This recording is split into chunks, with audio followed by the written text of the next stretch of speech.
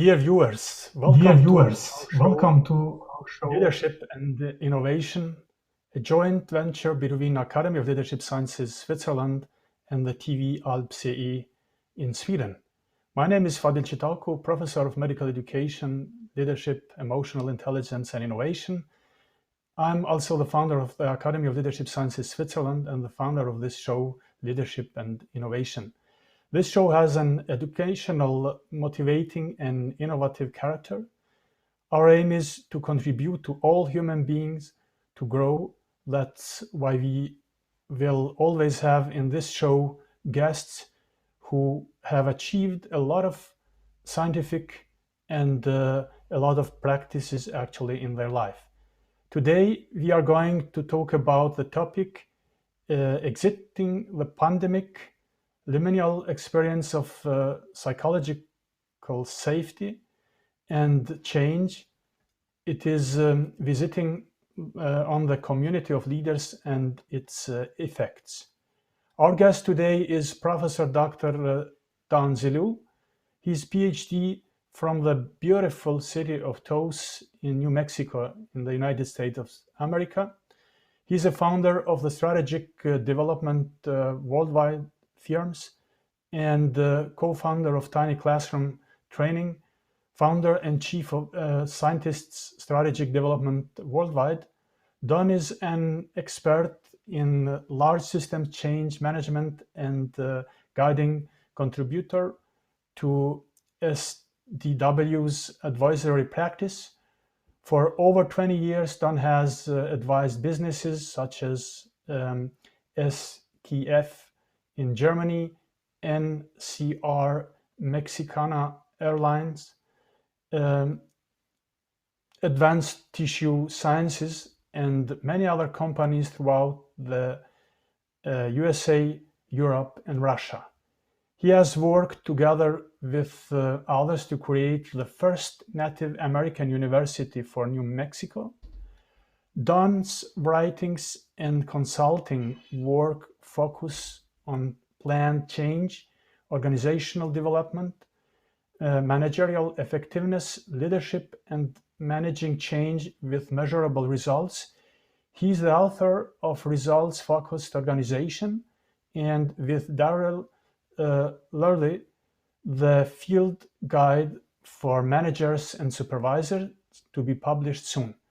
Don and I, with other international researchers, have published many papers in different prestigious journals. Don is also professor at the Academy of Leadership Sciences, Switzerland. Dear Don, welcome to our show, Leadership and Innovation. Was more introduction than I'm used to, and I thank you very much for it. It's a real pleasure to be here with you, Fadil. Nice to have you here, Don. Nice to have you here, Don. Don, you have been working as advisor, as a professor for many years, for many institutes. What is, in your opinion, what do you think, what is the meaning of leadership and innovation in your opinion? Maybe you would like to share with our audiences, how would you explain leadership and innovation? Go hand in hand, and I know it's a subject that's dear to you, Fadil, and to our joint efforts with our team together. Leadership is a very interesting and complex thing. People tend to make it overly complex, don't they? And I think leadership is a simple explanation, or a simple definition is the ability to create a vision and to sustain it. So where are we going? And let's sustain that effort. And in order to do that, innovation is almost hard baked into the idea of leadership, so that we're always curious, we're always looking for the next idea, the next focus, in order to take us to the vision that we have laid out. So they go hand in hand. And as you know, many leaders don't see that connection and they don't practice that connection. And so the results of their activity, the results of their leadership is often very, very less than what they would have liked it to be. So the most innovative, the most creative, and the most powerful leaders that we can think of and remember all were highly innovative and had very, very strong visions and articulated it and communicated it very, very well. Yes, thank you, Don. Yes, In thank your you, opinion, Don. In your for opinion, the success of one organization, which skills are more important, technical skills or behavioral skills? What do you think? That, you know my bias there, and last week already Nathan was with you, and you know his bias there is the human factor side of that equation is significantly more important, as my partner Artie likes to say, hire for attitude, train for skill. And so the human beings that we bring into our organization, we want to assess as having the potential, the possibility of succeeding in the tasks that we're going to assign them, and then it's our job to train them how to do it well. That training to competence is the company's responsibility, but the quality of the human capital, if you will, that we bring into the organization is our responsibility. It's very, very important, and I think it vastly outweighs the pure technical aspect of it. Yes, absolutely, Don. yes, And I think absolutely, Don. And I think many managers and managers and many leaders just seem to forget how important how important behavioral skills. They rather focus on those technical skills, which, of course, they need them, but they seem to forget the impact of behavioral. I agree with you. You know, and so many managers are so busy doing their job. I haven't got time for that. We've got to get to work. We've got to get the job done. And that revolves around usually some kind of a technical aspect, whatever it is, some engineering thing or waiting on tables. It's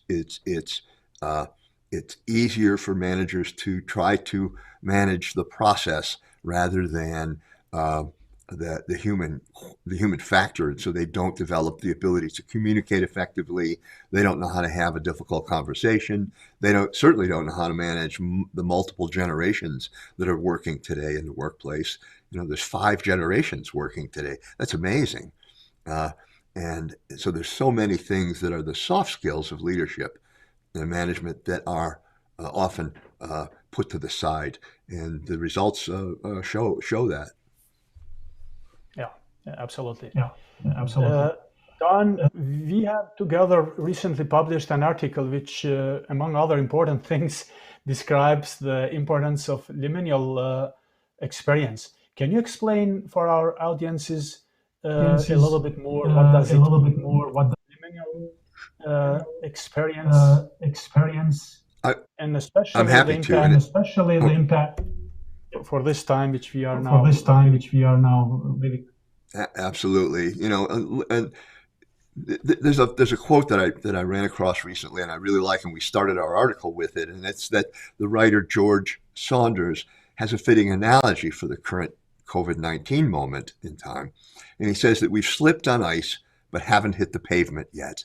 We're caught in a suspended state, right, between losing control and feeling the full impact, and that is, for us in our article, was a nice way to start this idea. And a liminal experience is a term that's mostly used by anthropologists to describe, you know, a cultural rite of passage in which young members of a tribe, for example, are tested to their limits, you know, physically and mentally, to prepare them for the transition to adulthood. But as we've stated, the term can also be used to describe how many of today's workers have experienced the current pandemic. We've each been tested differently, and once it's over, we'll be transformed. All of us will be transformed, and that the challenge that lies ahead of us, which is, you know, kind of an opportunity, is to figure out how to come back from our time of trial revitalized and collectively stronger. And that's kind of the notion of liminal experience as we have applied it in terms of the article we've written, but also in the context of how to better understand what's going on, is that we will all be changed and we cannot go back to the way it was, but there are things that we have to rescue from the way it was and build upon with the new environment, the new cultural issues, right? So, so there's a bunch of characteristics to liminal experience that I can go through really quickly. First, it involves a forced and prolonged separation from normal ways of being and doing, and that certainly has been the mark of this pandemic worldwide. Secondly, although a liminal experience involves a prolonged break from the familiar, it does not fully replace it. So there's lots of the familiar stayed with us as we were isolated and worked from home and so on. But working from home was a profound break from, for example, from the way things had been. And I suppose third, when the liminal experience, if you will, comes to an end, those who have survived will return transformed. So as leaders, how do we ensure we really understand what's happened and what has transformed? And second, how can we make the most of those changes, both for ourselves and our organizations? So that's sort of a crushed in, quick explanation of liminal experience and some of what it means. Yeah. Thank you, Don. Thank you, Don. Yeah. So you mentioned now, since we didn't have this experience before the pandemic, let's say, lately, there is a lot of fear here. There is a lot of uncertainty. So what would you suggest people, actually the organizations and what they should focus on to enhance the safety culture in their organizations? So the culture of the organization is absolutely critical, and it needs to be well understood, in how it has been, and then what has changed that can be inserted into the new culture, if you will, or the evolved culture. So, staying with the sort of leadership, the idea of leadership and innovation, though the liminal experience or the pandemic has been disturbing and certainly very disruptive, it also represents sort of potent opportunities for reflection and discovery and even reinvention. And those are the qualities, once these things are understood, and those are the qualities of adding to the new culture, if you will. So in the the idea of emerging stronger as certainly as a population of human beings, but also as an organization in this post-COVID world, leaders should try not to recreate their pre-COVID cultures. They need to learn to emerge very gradually. Some people want to return to normal very quickly, but that would and retain some of these long-established practices and beliefs. But that would be real danger to things. That returning too quickly would tend to try to reincorporate the old rather than the evolved new.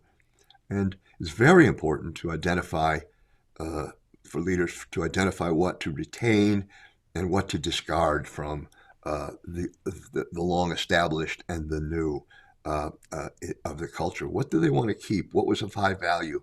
And then what's going to be appropriate in this new environment, this transformed environment? And you don't want to lose the liminal altogether. The social and economic toll is going to be and has been immense and very long lasting. And so amid that destruction, if you will, people and organizations have to discover unexpected strengths and opportunities. So liminal experiences, when they're understood and identified, are very potent for cultural reinvention. Yes. But I think, Don, many organizations are not much aware of that. I strongly believe that they need experts like you and the others to help in such a way to find, the strength, as you said. You have been working, with CEOs after different kind of crises. I mean, 2008, we had the world crisis as well, actually, economic crisis, not like this one probably, but even that, so we have experienced, economic crisis. When big banks, failed, and even in Switzerland, UBS was almost to fail, and they said, yeah, it's too big to fail, so we taxpayers had to rescue actually Union Bank of Switzerland. Would you share some experiences, probably, which you have, by advising, coaching, consulting, maybe one of examples how one company could uh, overtake that crisis, let's say. Maybe it might be interesting for our audiences. That's a very good question, and there are a variety of qualities, many of which are articulated in your leadership model, Fadil, which is very excellent. But the addition into a leader's model of the world is a high degree of empathy. There has to be curiosity and empathy, and as we'll talk about in a little bit, perhaps the skills in emotional intelligence. But I think as leaders tackle this emergence, if they want to be more effective in these very extreme times, there's a couple of things they have to pay attention to besides actually, instead of giving lip service, actually being empathetic and curious. They need to make cognitive shifts, if you will. They have to learn to handle their disbelief, if you will, about what's happening and overcome the human tendency to minimize the impact. It didn't really happen. It's not as bad as we thought it was going to be. We'll be fine when we come back. And we have to handle the anxieties that people naturally will get overwhelmed by when they're faced with the unknown. I think also that they have to be aware that they need to take action, and effective leadership, as you know so well, lies in providing clear goals. And so that clarity of the vision of where we're headed and how we're going to get out of this and what we're going to become is absolutely critical if you're going to be an effective leader, especially at this time. And a constant evaluation of the situation is critically important. You can't stop and say, well, I understood it yesterday, so it'll be the same today. This situation is so malleable and peripatetic, if you will. We need to effectively manage the transitions from extreme to back to relatively stable. And then potentially back to extreme. I mean, all of our countries have been locked down 2 or 3 times. I think Germany's in its 5th lockdown, now. And so that can make for crazy, if you will, for leadership and for employees. So we have to provide a kind of resilient framework, don't we, for our people. And we got to be, this is a very interesting term that I like to use. We have to be a sense maker. We have to make sense for people, right? And serving as a sense giver, if you will, or sense maker, by helping make sense of the chaotic situation and how to get our bearings in the middle of it, how to maintain an accurate view of what has happened and what options we had and what options we have going forward.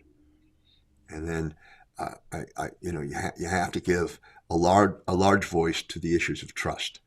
I probably don't have to talk about that too much, but the nature of how we communicate and how we model ourselves as leaders for the people who are part of our team builds trust, and we must focus on the rebuilding often of trust. A lot of our people will come back to work with their trust having been demolished by what has happened.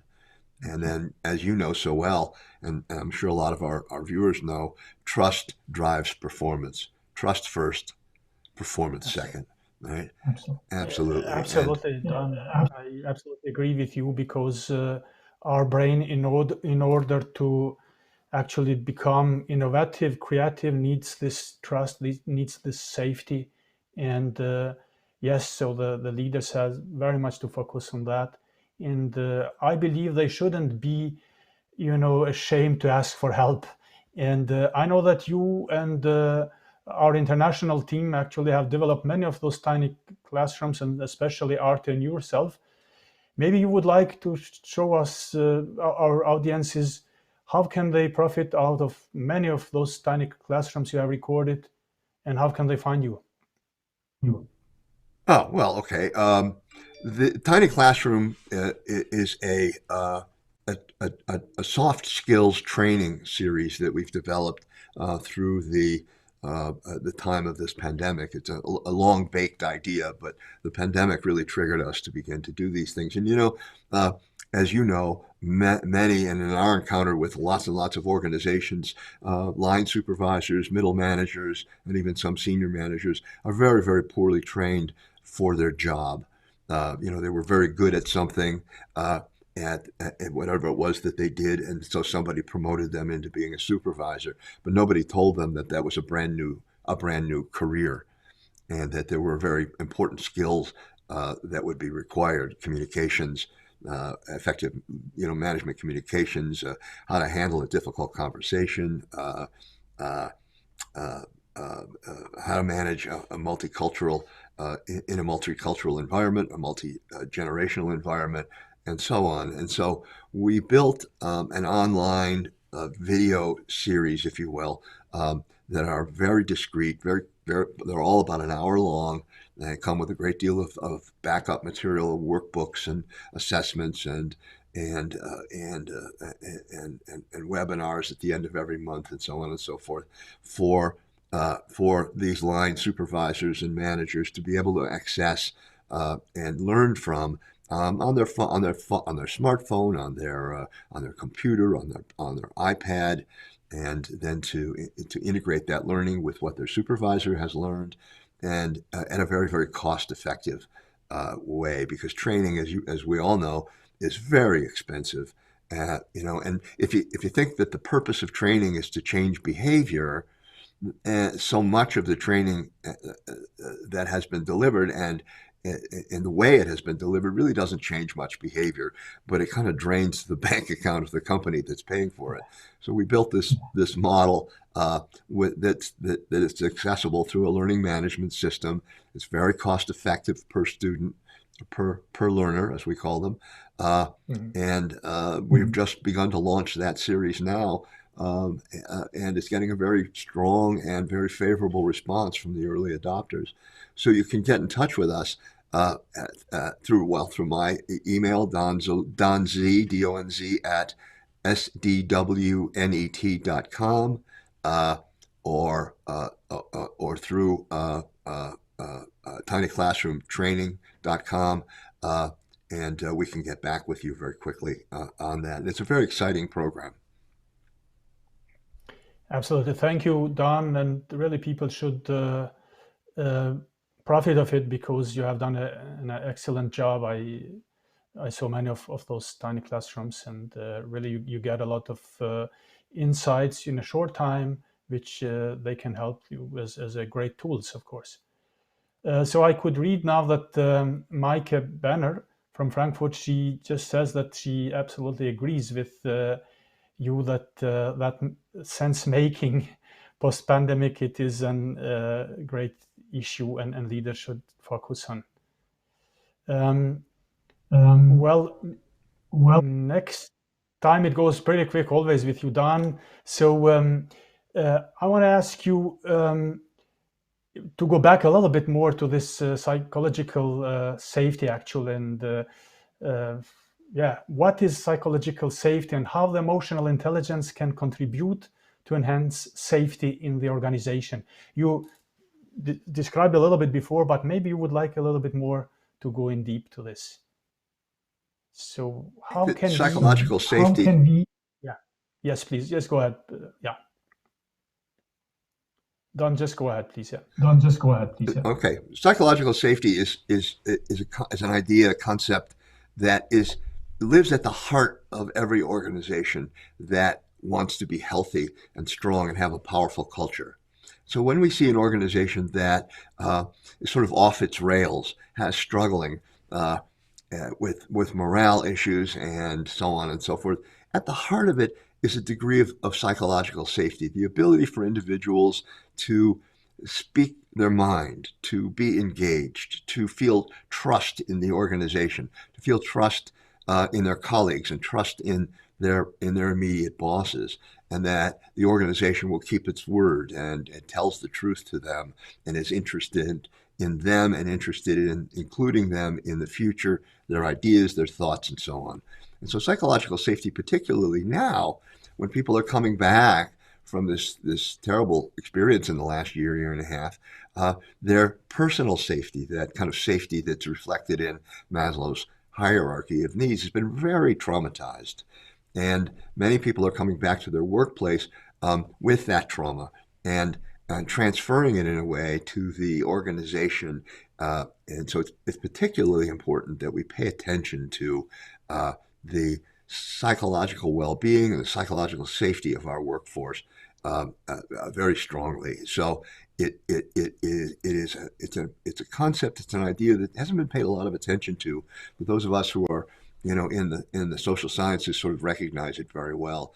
And we need to do more than ever leading by example. As leaders, as managers, who we are, how we interact with our employees, and the role that we show them needs to be very, very trusting, very secure, very confident, and very truth-telling and very transparent. And we must use a great deal more active listening. Everyone has heard the term active listening, but frankly, it's not very well practiced. And so if we're going to ensure that people feel safe around us and in our companies, we need to listen to them, not tell them. We need to listen. And you create a safe environment. Absolutely. You create a safe environment so that people feel comfortable there, right? Don't interrupt people. Never place blame. And culturally, develop an open mindset for the company and for yourself as a leader. Be interested, be open, don't be opinionated. And that will build the trust and allow people to feel safer in the organization. And of course, as you know so well, emotional intelligence is really all about the tools that you'll use to do that. The whole idea of self-awareness and self-regulation and empathy and motivation and social skills, all these things developed help to deliver on that whole idea of psychological safety, don't they, Fadil? Yes, indeed. Thank you very much, Don, for sharing with us those very important insights. The time goes quick. We have 2 more minutes. Do you have anything else which you would like to share with our viewers, Don? Oh, I think that if you want to take two tools back to work with you or back to your lives, curiosity, 3 tools. Curiosity, be curious, don't be opinionated. Don't be convinced you have the answer. Ask questions, be open, right? And empathy is perhaps the most powerful tool that a manager can have. Interest and compassion and thoughtfulness for the people around them. And then a level of optimism. You know, nothing good comes from going back to work or going home to your family with the woe is me attitude, the world's going to end attitude. You know, if you're familiar with Winnie the Pooh story, the donkey Eeyore is always depressed and negative. Try not to be Eeyore. Be positive about your future.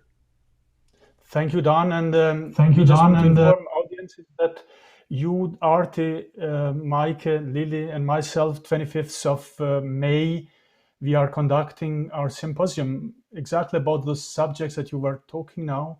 And we still have some places. People shouldn't hesitate to register. Thank you. Well, thank you very much, Don, for sharing with us your great experiences and your knowledge.